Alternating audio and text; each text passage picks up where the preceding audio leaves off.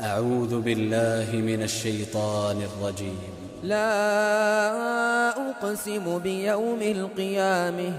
ولا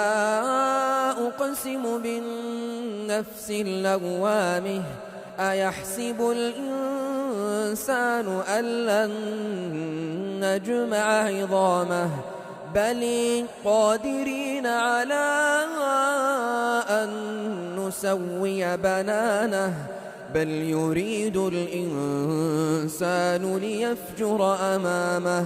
يسأل أيان يوم القيامة فإذا برق البصر وخسف القمر وجمع الشمس والقمر يقول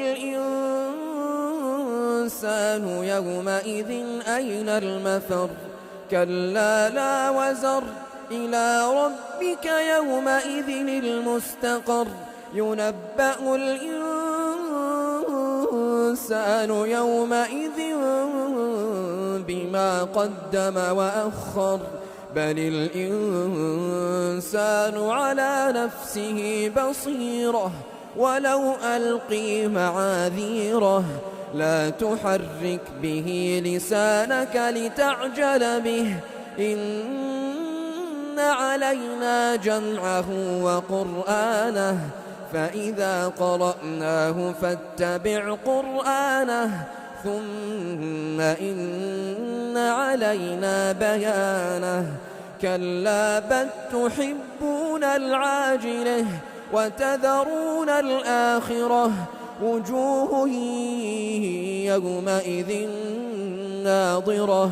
إلى ربها ناظرة ووجوه يومئذ باسرة تظن أن يفعل بها فاقرة كلا إذا بلغت التراقي وقيل من راق وظن أنه الفراق والتفت الساق بالساق إلى ربك يومئذ المساق فلا صدق ولا صلي ولكن كذب وتولي ثم ذهب إلى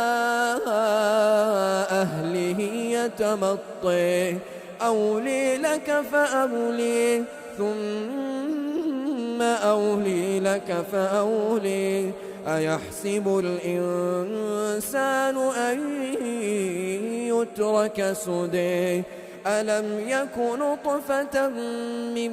مني تمني ثم كان علقة فخلق فسوي فجعل منه الزوجين الذكر والأنثى